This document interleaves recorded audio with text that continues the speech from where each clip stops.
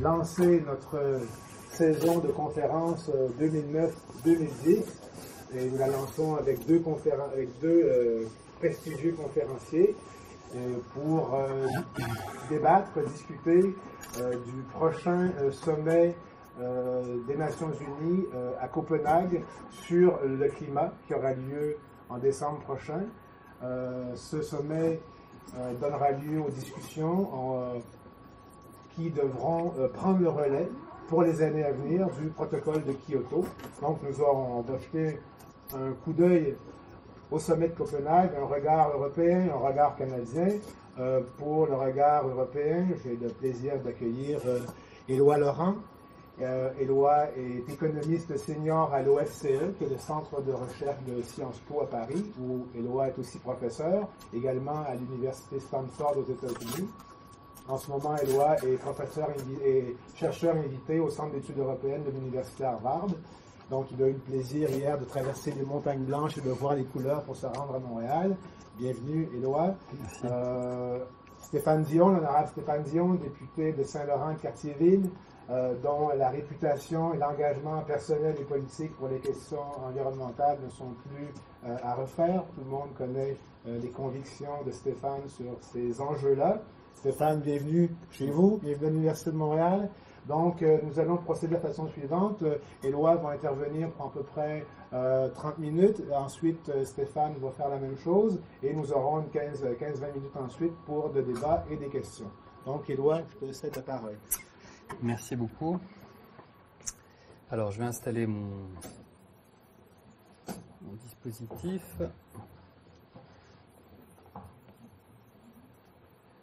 Voilà, merci beaucoup. Bonjour, je suis extrêmement heureux et honoré d'être là. Je voudrais remercier bien sûr Denis Saint-Martin. Je voudrais remercier aussi Georges Ross de son invitation et de manière générale le Centre d'excellence sur l'Union européenne. C'est la première fois que je viens à cette université. C'est un grand honneur pour moi de pouvoir venir et c'est un grand plaisir de pouvoir vous parler d'un sujet qui évidemment me tient à cœur, vous tient à cœur, nous tient tous à cœur, qui est la question du changement climatique, des négociations et des perspectives qui, sans doute, qu'on souhaiterait un peu meilleures pour ce sommet de Copenhague. Alors, voilà ce que va être mon propos.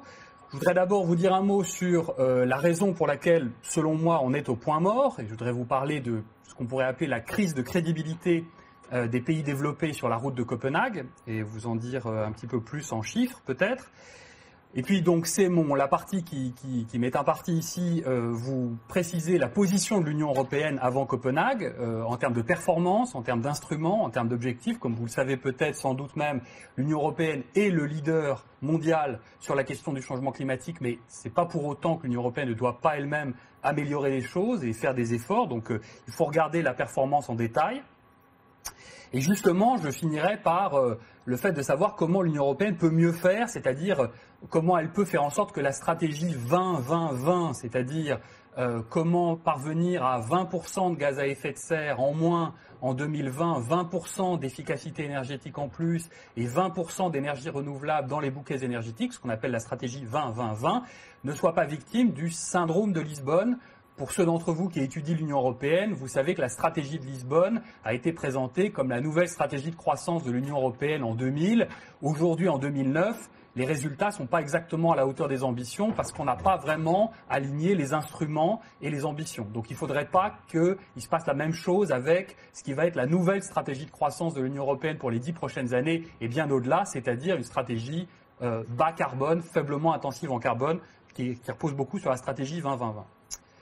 Alors, pourquoi est-ce qu'on est au point mort aujourd'hui et à vrai dire depuis les négociations de Bali en décembre 2007 ? Le problème très simple, c'est l'action collective globale contre le changement climatique. On peut se convaincre du problème avec quelques chiffres très simples.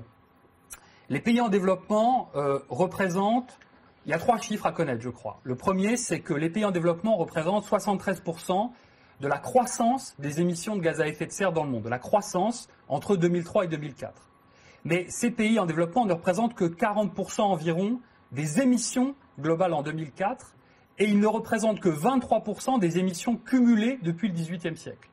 Autrement dit, si les pays développés sont responsables du changement climatique tel qu'il est aujourd'hui, du passé, ce qu'on appelle la responsabilité historique des pays développés.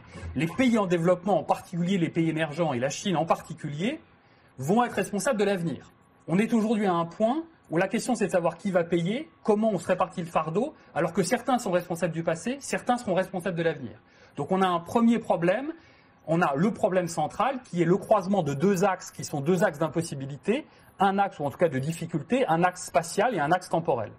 Un axe spatial sur qui paye parmi les pays du monde et un axe temporel sur la responsabilité entre les générations passées et les générations futures. Donc c'est le problème, le cœur du problème. Il y a peu de choses aussi difficiles à négocier que ce genre de choses.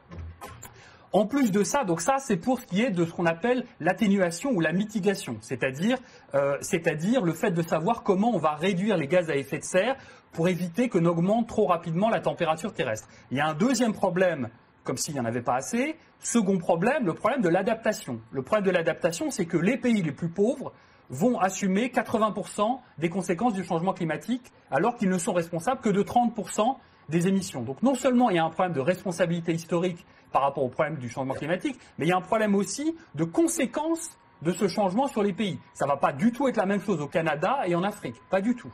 Et la question, c'est qu'évidemment, ceux qui vont payer le plus cher en termes de conséquences sont ceux qui aujourd'hui émettent le moins. D'accord ? Donc là aussi, très difficile d'arriver. Donc les Nations Unies ont avancé un ordre de grandeur. Il faut 100 milliards de dollars par an versés des pays développés vers les pays en développement. Et donc la question, c'est qui va payer la facture ? Et donc là aussi, problème évidemment majeur. Autrement dit, ça va mal, comme me le disait l'honorable Stéphane Dion tout à l'heure, et ça va mal et ce n'est pas complètement surprenant. Et donc la question c'est comment est-ce qu'on va réussir à convertir en action politique mondiale ce qui est devenu un consensus moral, voire un consensus économique avec le rapport Stern, mais comment est-ce qu'on traduit ça en action politique globale ? C'est très difficile. Graphiquement, voilà ce que ça donne. Voilà résumé à peu près l'état de la science sur le changement climatique. Donc vous avez un certain nombre de courbes. Toutes les courbes rouges qui sont au-dessus, qui partent vers le haut, sont les courbes explosives, c'est-à-dire, donc ça c'est tiré des Nations Unies, de ce que font les Nations Unies depuis 20 ans pour essayer de construire un consensus sur la question du changement climatique. Voilà l'état du savoir. Toutes les courbes rouges en haut sont des courbes explosives, c'est-à-dire que si on suit ces stratégies-là, qu'on appelle faussement business as usual, c'est-à-dire on continue comme avant à consommer du carbone, sauf qu'en fait c'est pas du tout business as usual parce que on va en fait complètement vers l'inconnu, c'est-à-dire qu'on va vers des températures, des augmentations de température au-delà de 2 degrés par rapport à l'ère pré-industrielle, 3 degrés, puis peut-être 4, puis peut-être 5 avec les effets de rétroaction si on détruit les puits de carbone qui existent aujourd'hui comme les forêts tropicales. Donc tout ce qui est rouge au-dessus, ça veut dire des problèmes dramatiques pour l'humanité dans les 50 prochaines années.